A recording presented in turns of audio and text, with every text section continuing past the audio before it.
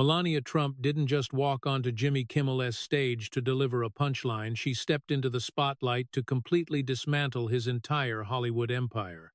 Jimmy, do you still recall the exact taste of those tiny shrimp served at Jeffrey Epstein's mansion back in 2010, or were you simply too preoccupied debating how many times Chelsea Handler needed to be scraped just to stay skinny enough for her late-night monologues? The air inside the Netflix theater didn't merely turn freezing, it completely evaporated. 3,000 Hollywood elitists, draped in fabrics that cost significantly more than a typical Midwesterner-esque mortgage, sat absolutely paralyzed in their plush velvet seats. The truth roast was intended to be the specific night the establishment finally put the Ice Queen in her place.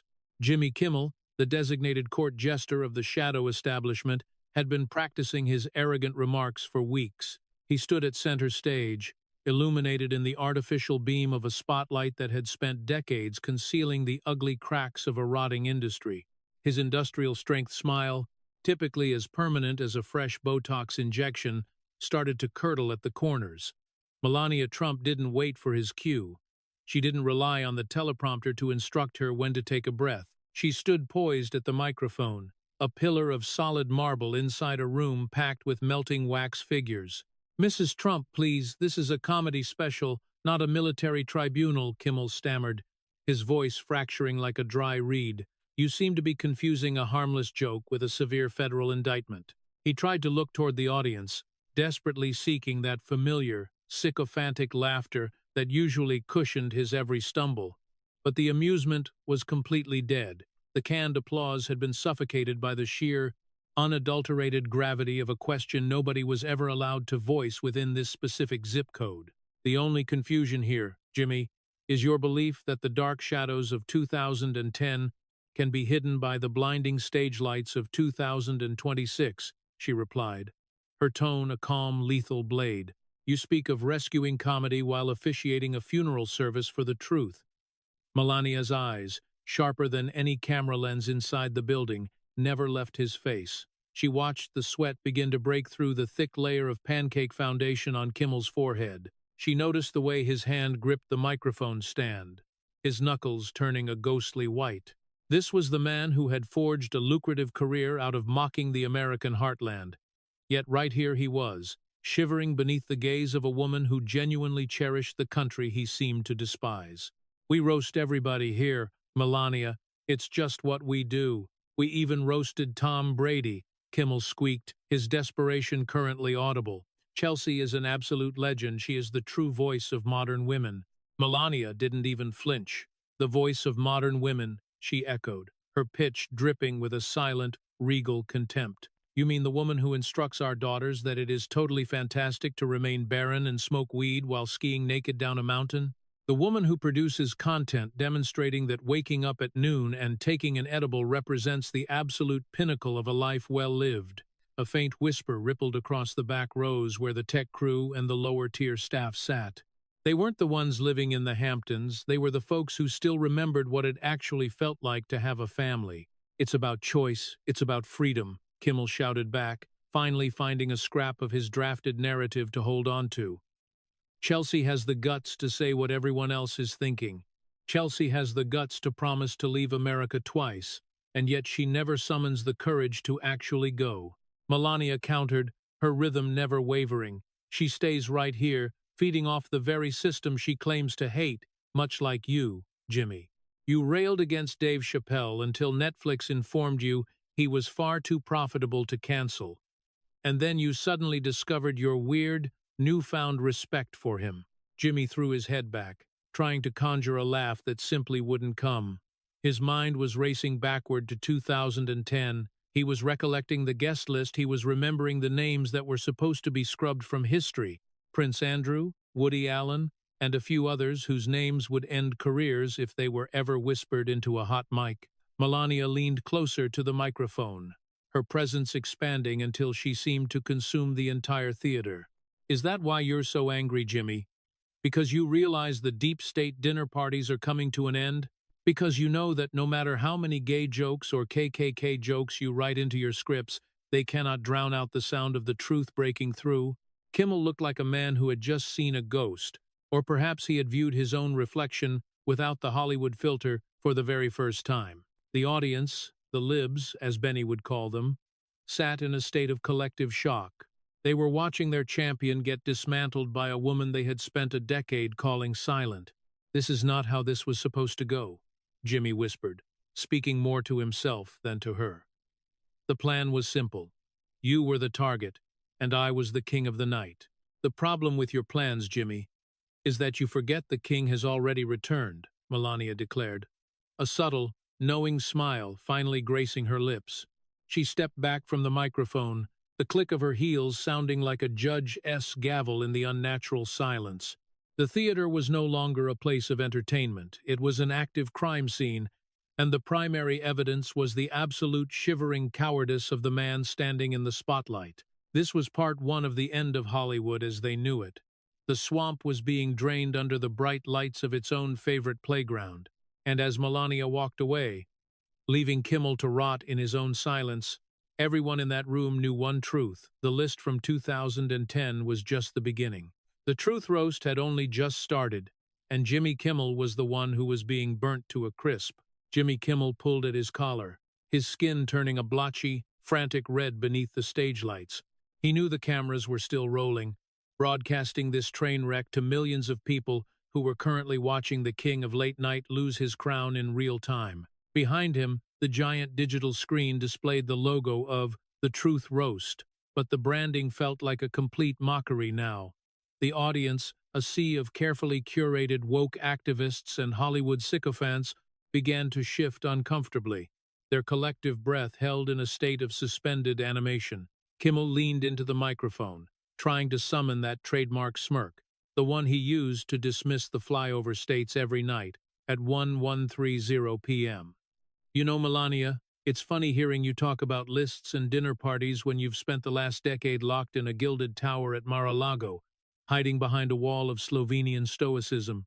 We're talking about real people here, people who actually have a spine, like Chelsea Handler and Rosie O'Donnell. These women are heroes. They put their money where their mouth was and stood up to the regime your husband built. They were willing to leave the country, to go into exile, rather than breathe the same air as the MAGA movement."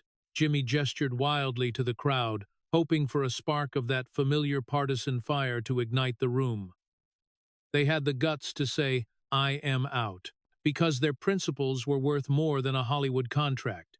Melania Trump didn't move an inch, her posture so perfect it made Kimmel look like a crumbling statue of salt. She allowed the silence to linger just a second too long, forcing the audience to process the absurdity of Jimmy's desperation. "You call those who promised to flee, only to stay and collect a paycheck from the very people they claim to despise, heroes? You call Rosie and Ellen heroes because they put their money where their mouth was, yet they never actually packed a single suitcase? That is not heroism, Jimmy. That is a calculated marketing campaign disguised as a moral crusade. It is the cowardice of the elite wrapped in a thin, translucent layer of fake principle."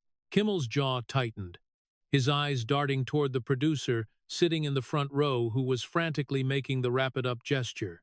"Wait, so now Chelsea Handler is a coward? The woman who literally risks her career every single day to tell the truth about your husband's deep state fantasies? She promised to leave America both times he was elected. Melania, both times, she was willing to sacrifice absolutely everything for her beliefs." Melania took a slow, deliberate step toward him, her shadow stretching across the stage like a dark, elegant omen. "And yet, she is still here, is she not? She is still in Los Angeles, still waking up at noon to film her day in the life of a childless woman videos, taking her edibles and skiing naked down mountains, while the rest of the country struggles to pay for groceries. She didn't leave because she loves her Beverly Hills mansion more than she hates my husband. She stayed because she knew that outside of this American bubble of privilege, her pathetic content would be met with the absolute silence it deserves. You call it sacrifice, but we both know how the sausage is made in this town, Jimmy. Your writers create these fake icons, these brave celebrities who threaten to leave because it generates clicks, it generates outrage, and most importantly, it generates revenue. It is a script written by people who wouldn't know a real principle if it hit them in the face at a cocktail party. Jimmy tried to laugh, but it was a hollow, rattling sound that died before it reached the second row.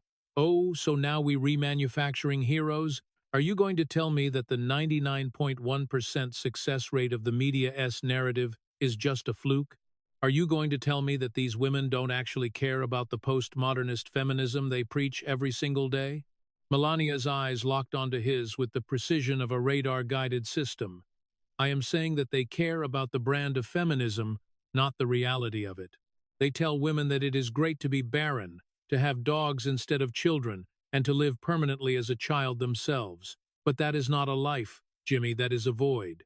They celebrate the fact that no one will remember them, no one will love them, and they will never know the love of a child procreating. And you, as their cheerleader, are just as guilty of selling this poison to the American people. Kimmel felt the air in the room thinning, his vision blurring slightly as the Ice Queen dismantled the very foundation of his social circle. You're just attacking her because she's a successful woman who doesn't fit your traditional mold. She's a Zionist, she's a comedian, she's a survivor, she's been scraped more times than a grill at Benihana, and she's proud of it. Melania didn't blink at the vulgarity, her expression remaining one of regal, detached pity. Being scraped is not a badge of honor, Jimmy.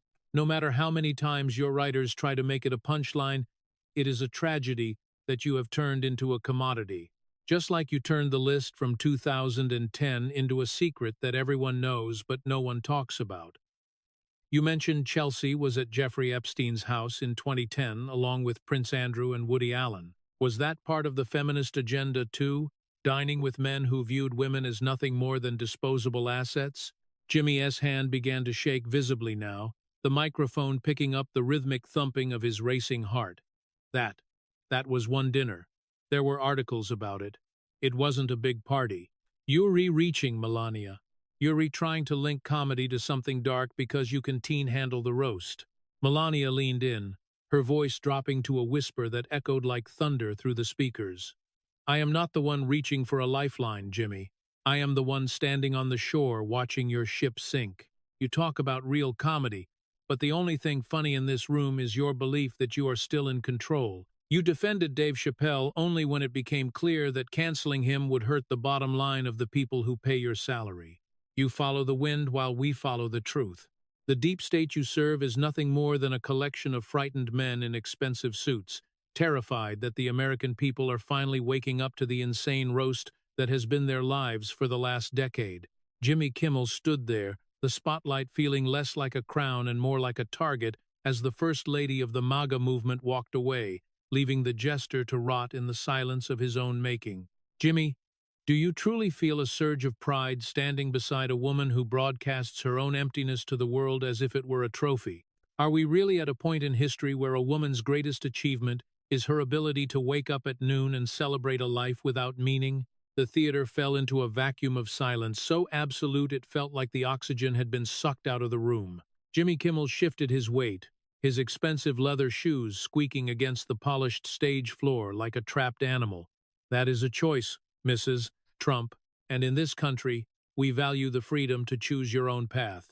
Not every woman wants to be chained to a kitchen or a nursery, and they certainly don't want to be defined by traditional values that belong in a museum.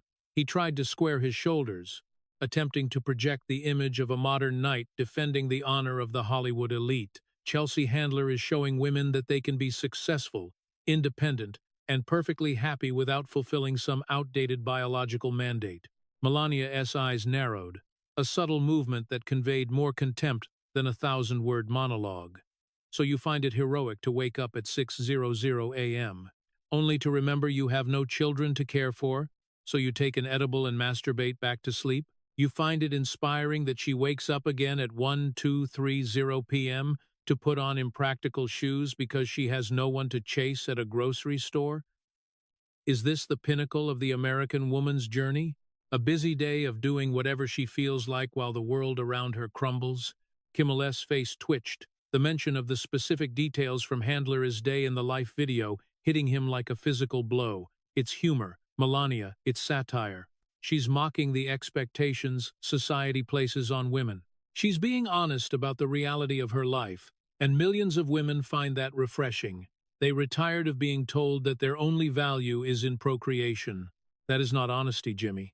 That is the loud, desperate cry of a woman trying to convince herself she isn't invisible. She tells women, "It is totally great to be barren, to have dogs, and smoke weed while skiing naked down a mountain."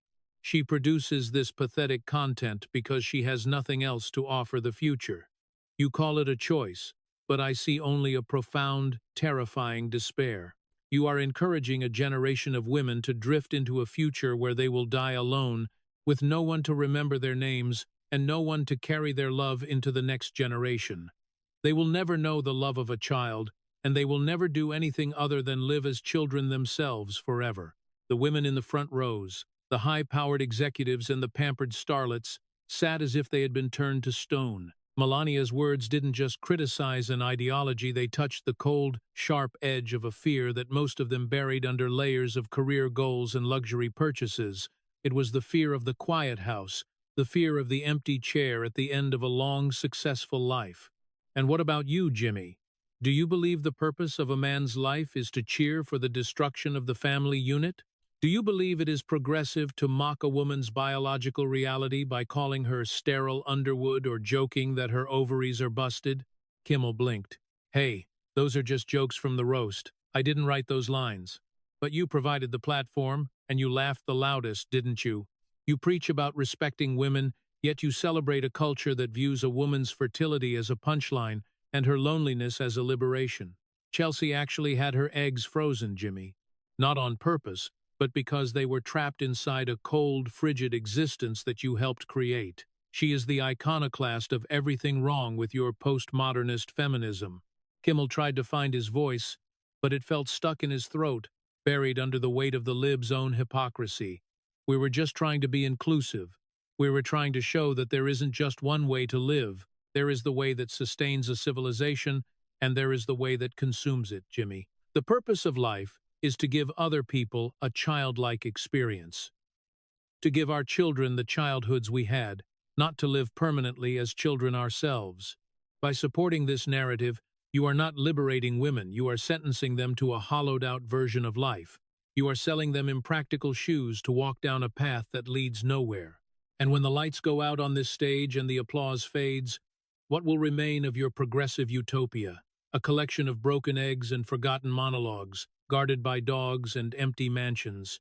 Kimmel looked out at the audience, expecting to see a sea of nodding heads, but instead, he saw eyes filled with a sudden, piercing doubt. The silence wasn't just in the room, it was in the souls of the people who realized they were being roasted by the truth.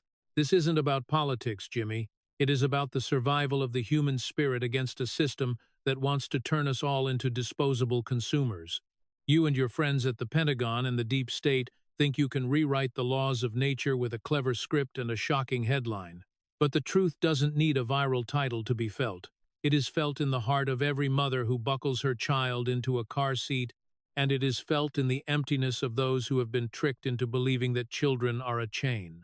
Melania took a step back, her silhouette a sharp, unbreakable line against the backdrop of the Hollywood machine. You call her a hero because she would have the guts to kill Hitler, but she doesn't even have the guts to face her own reflection without an edible. That is the reality of your postmodernist world, Jimmy, and it is a world that is finally, mercifully coming to an end. Kimmel opened his mouth to reply, but no words came out. Only the sound of a man realizing he had been the punchline all along. The First Lady didn't wait for his surrender. She had already delivered the verdict. The silence in the Netflix theater had shifted from a gasp to something much heavier. It was the kind of silence that precedes a landslide. Jimmy Kimmel stood frozen, his eyes darting toward the teleprompter as if a miracle might appear on the screen to save him. But the screen was blank, reflecting only the frantic blinking of a man who realized his woke armor was made of nothing but cheap paper. Melania Trump stepped forward, her heels clicking against the stage with the rhythmic precision of a ticking clock. She wasn't just a guest at this roast anymore, she was the architect of a demolition. Was it that night, Jimmy, among the expensive champagne glasses and the soft silk curtains, that you laughed at those young girls? Her voice was as smooth as velvet, but as cold as a Siberian winter. Did you laugh at them the same way you are laughing at me now? With that same smug, self-assured sense of untouchable entitlement? The camera zoomed in on Kimmel's face, catching the exact moment his pupils dilated in pure, unadulterated terror. "Mrs. Trump, you're going too far into conspiracy theories now," Kimmel stammered, his voice thin and reedy. "There's no evidence of whatever it is you re-implying. This is supposed to be a comedy show, not an episode of some dark procedural drama." He tried to force a chuckle, but it died in his throat, sounding more like a muffled sob. "Evidence, Jimmy." Melania tilted her head slightly, her gaze piercing through the layers of foundation and ego that made up the host's public persona. "The evidence lies in your trembling hands right now. It lies in the way your pulse is visible in your neck, thumping against a collar that is suddenly feeling much too tight. Records don't simply disappear because the media refuses to print them. They don't evaporate because a few late-night hosts decide to make jokes about something else. They merely wait. They wait for the right person to find the key to the vault.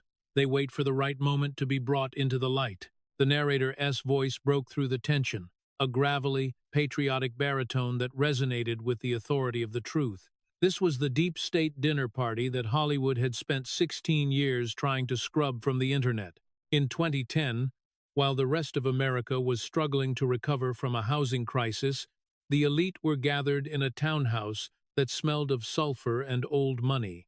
It wasn't a crowded gala, it was an intimate circle of the untouchables.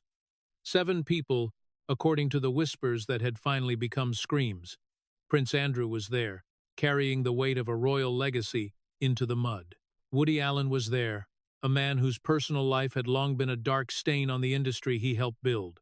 And Chelsea Handler, the woman Jimmy had just hailed as a heroine for the modern age, had taken her seat at that very table. "You call them heroes, Jimmy, but they sat at the table of a monster," Melania continued, her words landing like mortar shells. "They sipped wine while the lives of children were being traded like commodities. And when the news broke, when the truth began to leak through the cracks of your gilded cage, what did you do? You didn't demand justice. You didn't call for an investigation. You didn't use your platform to protect the vulnerable. No, you did what you do best. You cleaned up. You used your monologues to distract the public with Orange Man bad jokes. You used your writers to bury the names of your friends under a mountain of partisan rhetoric." Kimmel's face was now a ghostly white, his mouth hanging open as he struggled to find air. That was 16 years ago. People go to dinners. It doesn't mean anything. It means everything when the host of that dinner is a man whose name has become synonymous with the darkest corners of human depravity," Melania countered. "It means everything when those same guests then spend the next decade lecturing the American people on morality. It means everything when you use feminism as a shield to hide the fact that you broke bread with the destroyers of innocence." The silence in the room had transformed into a vacuum, a hollow space where the woke narrative had simply ceased to exist. The female executives in the front row, women who had built their careers on empowerment hashtags, couldn't even look at the stage. They were seeing the ghosts of 2010 rising from the floorboards.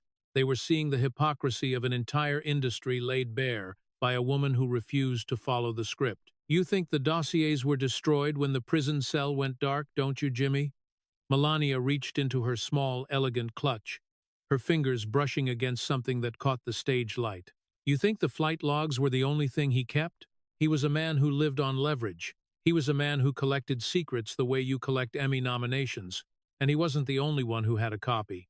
Jimmy Kimmel's eyes were fixed on Melania's hand, his breathing now shallow and panicked.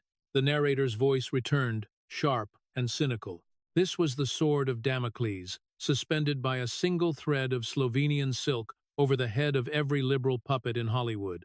The deep state had spent millions to keep the 2010 list out of the public eye.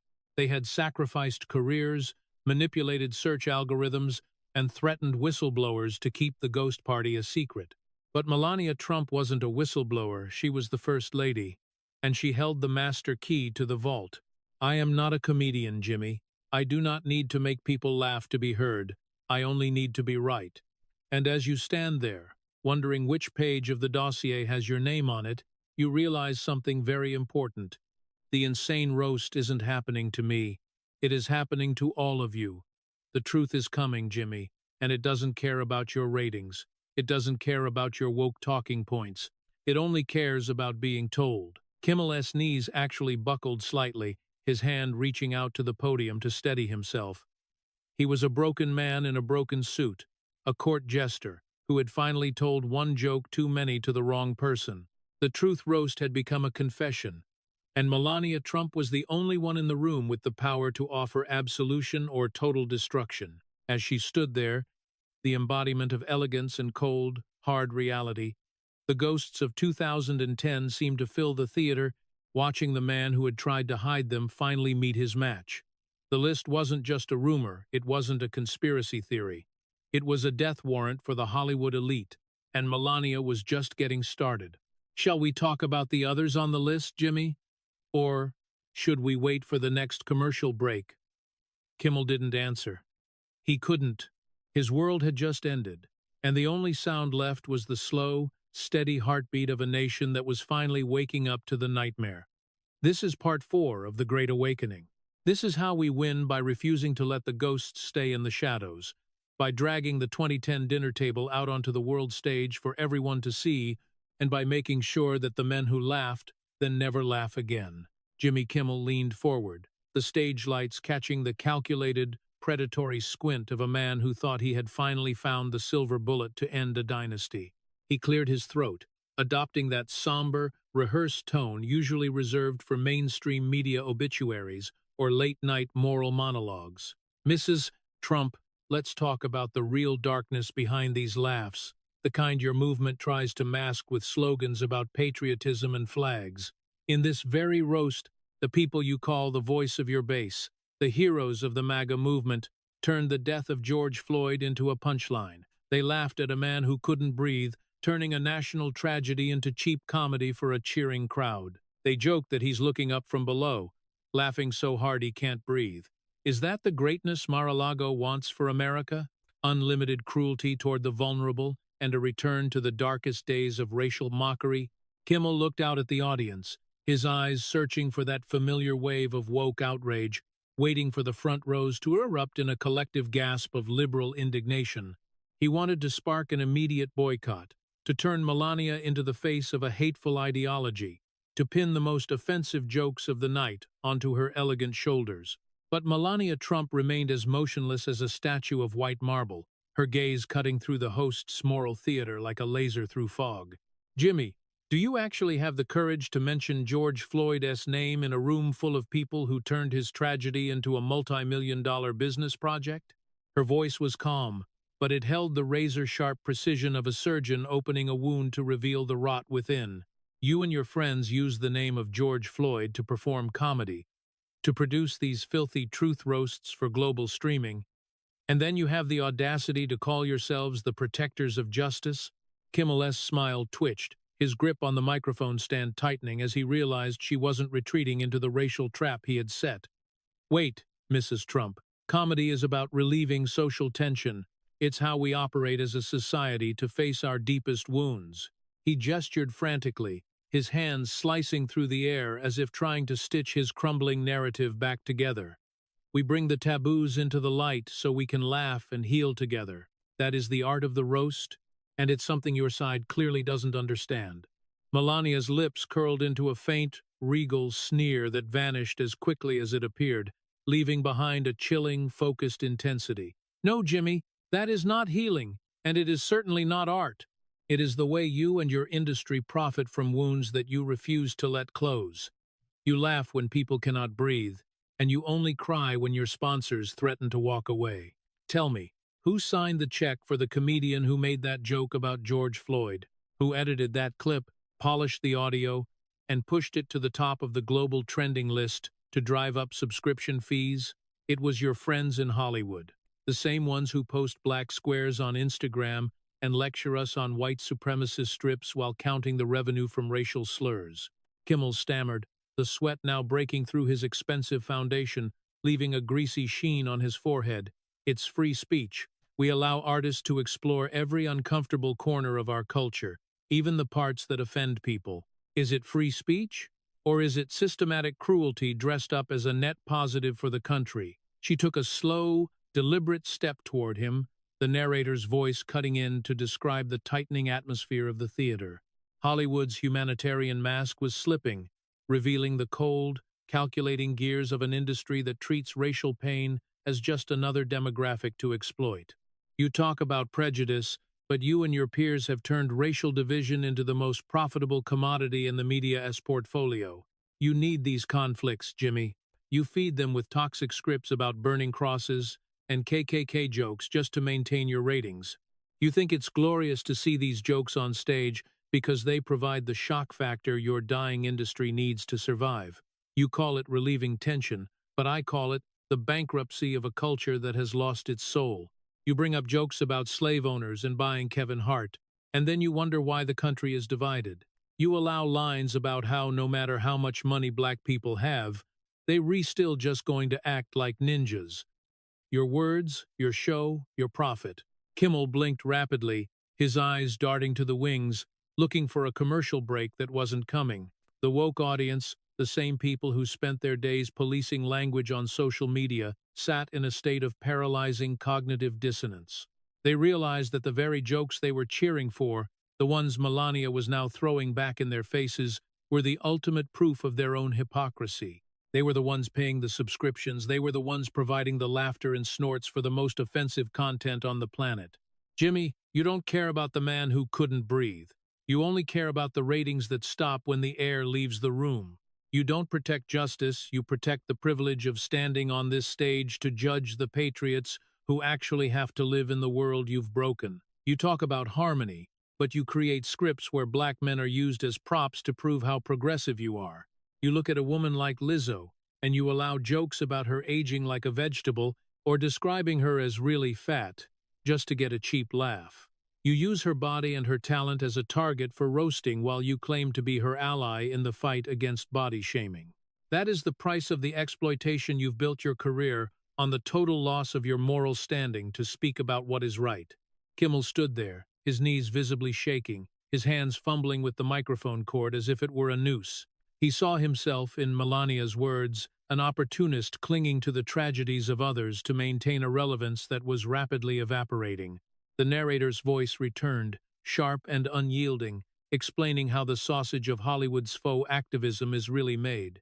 It's made by taking the most painful parts of the American experience, putting them on a vessel of comedy, and selling them back to a divided public. It's made by calling people Zionists and joking about dead kids while pretending to be the voice of reason. Don't you ever mention justice to me again, Jimmy, not while you are still eating at the table of an industry that feeds on the pain of the people you claim to represent.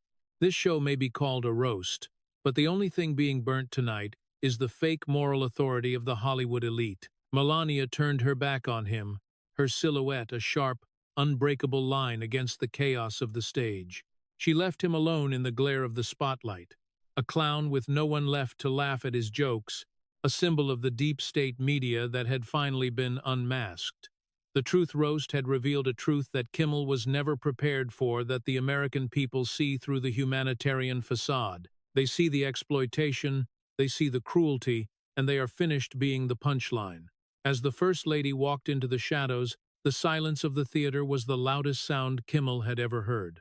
It was the sound of a system failing. It was the sound of the swamp finally being drained by the light of the truth. Jimmy Kimmel's eyes were bloodshot, his hands gripping the edges of the mahogany desk so hard the wood threatened to splinter under the pressure of his panic. The king of late night was naked, and the First Lady was the only one in the room holding a mirror to his soul.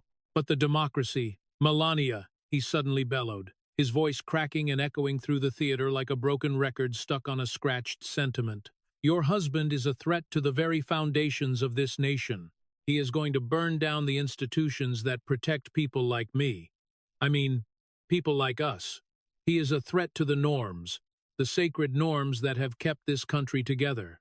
Melania Trump didn't flinch, her silhouette a steady and unshakable poise against the chaotic flickering of the stage lights. The democracy you speak of, Jimmy? Or the protection racket you have built for your friends in the swamp? Because the norms that allowed a monster like Epstein to dine with your inner circle while the media looked the other way are not foundations, they are the bars of a dungeon. The norms that allowed Chelsea Handler to mock every mother in America while she celebrates waking up at noon to take an edible are not sacred, they are a sickness. Kimmel's face was a mask of pure, unadulterated desperation, the sweat now washing away the last of his progressive mask. That is just rhetoric. We are the culture. We are the influencers.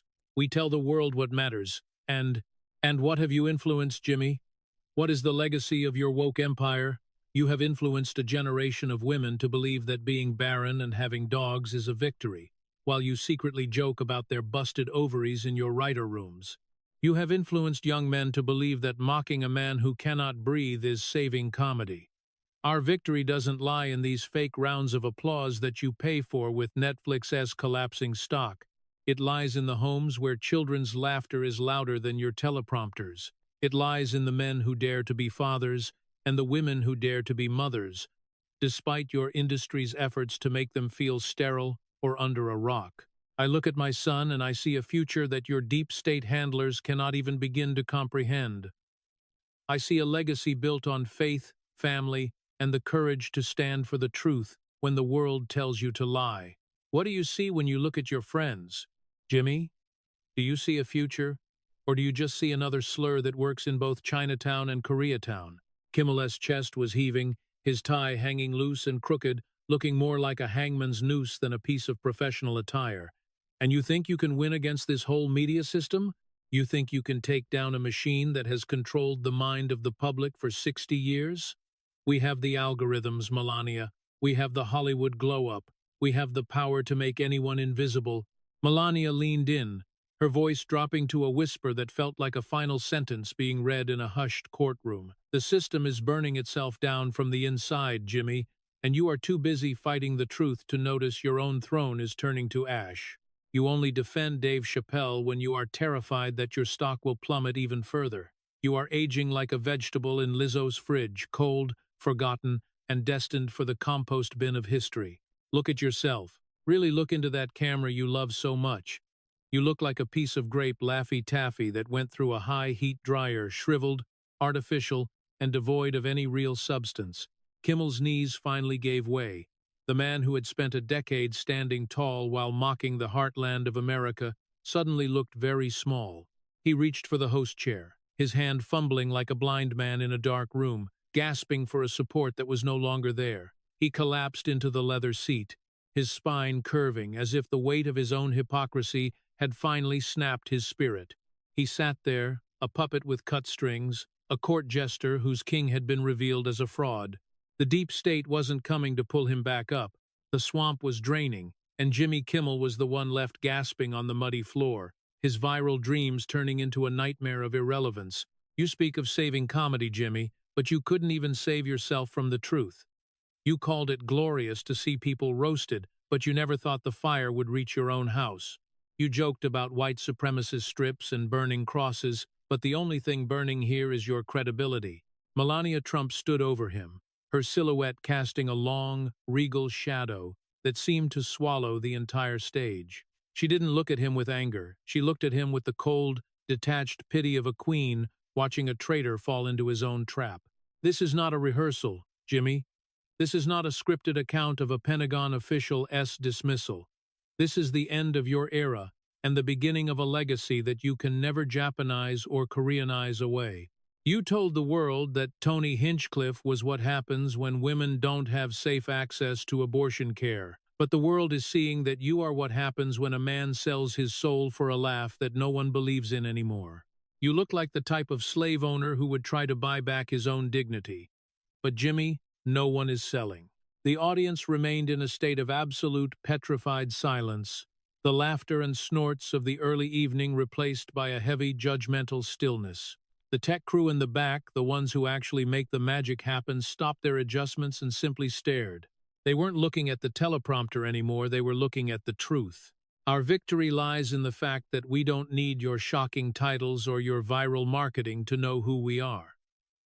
We are the people who value procreating and the love of a child over an edible and a skiing trip. We are the people who know that the purpose of life is not to live as a child forever, but to build a world where children can thrive. You called us sterile underwood, but look at who is truly barren tonight, Jimmy. Your house is empty, your words are hollow, and your time is up. He was a ghost in his own theater, a Zionist without a cause, a left-wing woman in a man's suit, a relic of a postmodernism that had finally eaten itself alive. Enjoy the silence, Jimmy. It is the only thing you have left that is real. Melania Trump turned her back on the host chair, her stride as confident and purposeful as the day she entered the White House. She left him sitting there, a shriveled grape under the harsh glare of the truth, while the nation outside began to breathe again. This is part 6 of the Great Awakening. This is how we win, by letting the trash burn itself out and leaving the heritage standing tall in the ashes. And as the lights in the theater finally flickered and died, the only sound left was the slow, rhythmic ticking of a clock that had finally run out on Hollywood. The theater was a tomb now. The bright neon lights that once shielded the Hollywood elite were flickering and dying, as if the building itself were losing its will to pretend. Only one beam remained. A single, piercing spotlight followed Melania Trump as she stood over the wreckage of Jimmy Kimmel's career. The audience, a collection of people who spent their lives being told what to think by teleprompters, began to whisper in the dark. It was the sound of a hive losing its queen. No one was laughing at Jimmy's jokes anymore. No one was waiting for the canned applause to tell them it was safe to smile. The swamp is draining, Jimmy. Even your protectors are silently fleeing. You are just the last pawn left on this chessboard, and the board is currently being folded up and put away. Kimmel looked up from the host chair, his face a map of exhaustion and terror. You think one bad night on a comedy stage means the end of the world? We are Netflix, Melania. We have billions. We have the shows that save comedy. We have the roast of Tom Brady and Kevin Hart. Things that are insane and offensive because we allow it. Melania tilted her head, her gaze as cold as the Siberian wind that Kimmel's ancestors had once feared. You speak of saving comedy while your own stock is begging to collapse. You want to be gutted, Jimmy, because you know the deep state dinner parties are over. You want the world to believe you are still relevant, but even your glorious leaders are being discarded like yesterday's script. Did you not hear the news? Or were you too busy rehearsing your gay jokes and KKK jokes to notice? Your favorite producer, Barack Obama. He was fired, Jimmy. They actually fired him just recently, and they didn't even give him a farewell monologue. Kimmel's eyes went wide, his hands fumbling with a stack of cue cards that were now useless. That's just a rumor. Barack is a legend.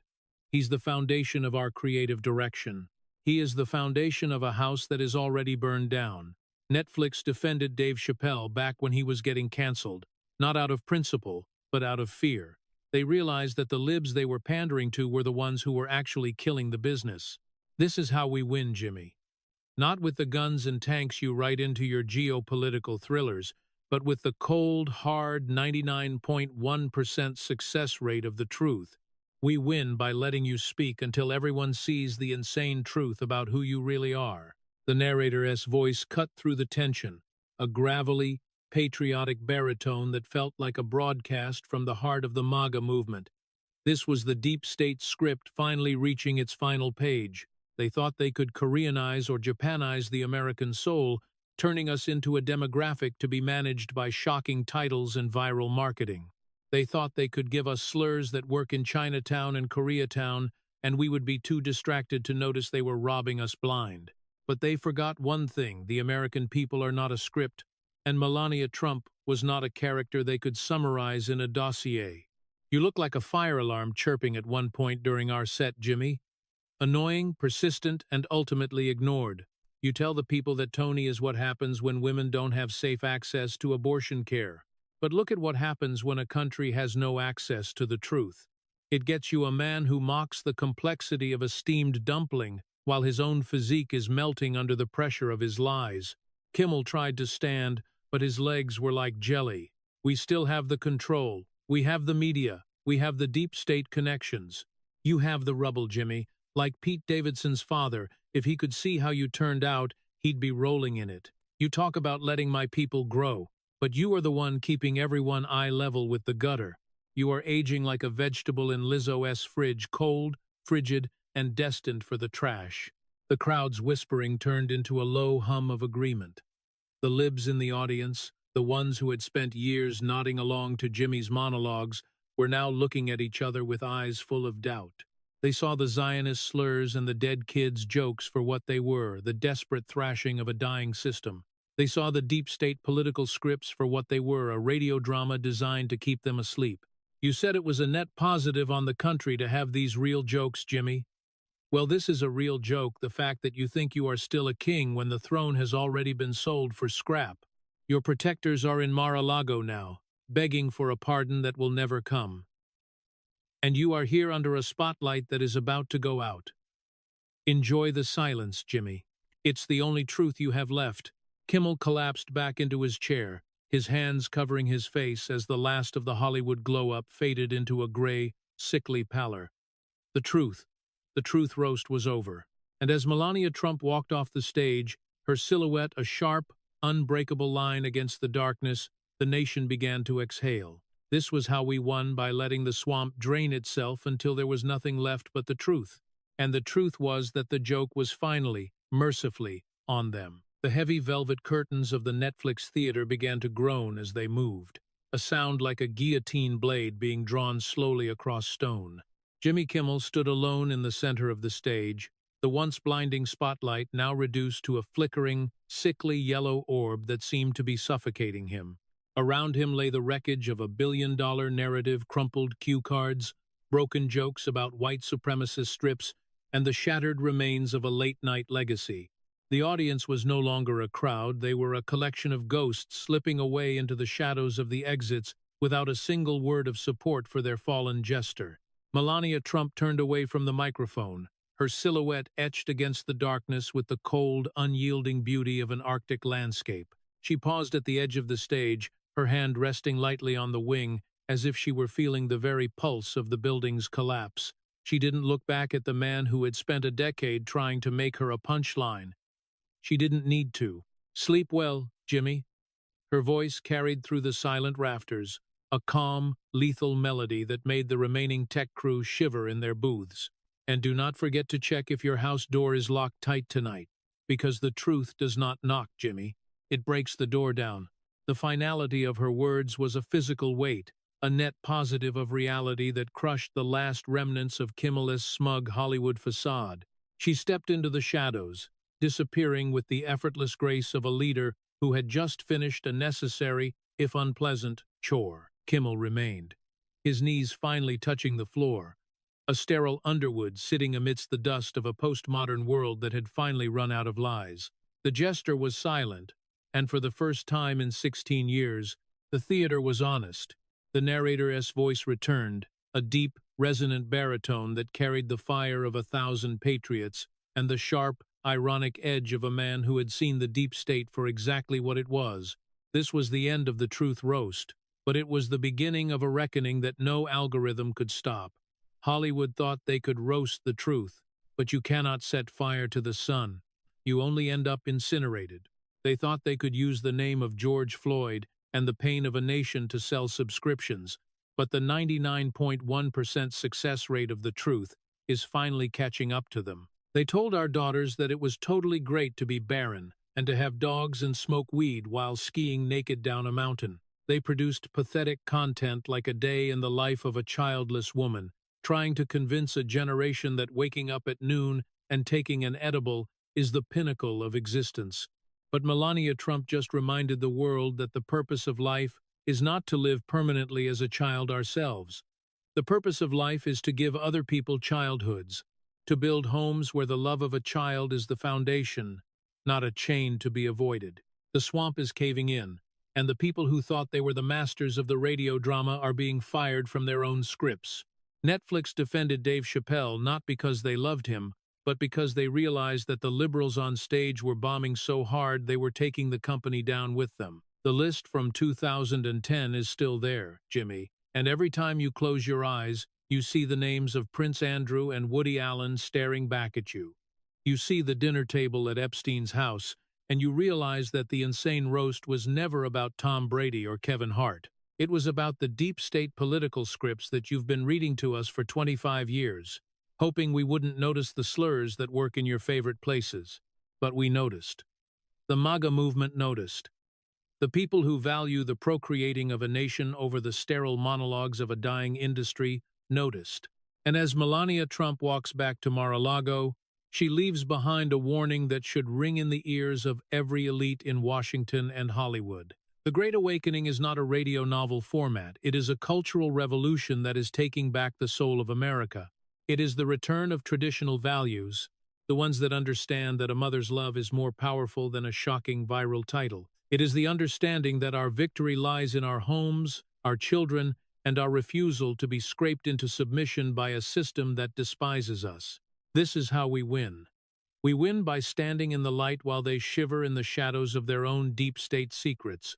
We win by being the king who doesn't need to be defended by a Zionist or a left-wing woman on stage. The truth is breaking the door down, and for the people who have stayed faithful to the flag and the family, it is the most beautiful sound in the world. The era of the jester is over. The era of the Ice Queen and the King is here to stay. Good night, Hollywood. Check your locks, because the 99.1% is coming for you, and we don't need a teleprompter to tell us the truth. This is the end of the script, but the beginning of the country. Stay strong, stay faithful, and never forget this is our house.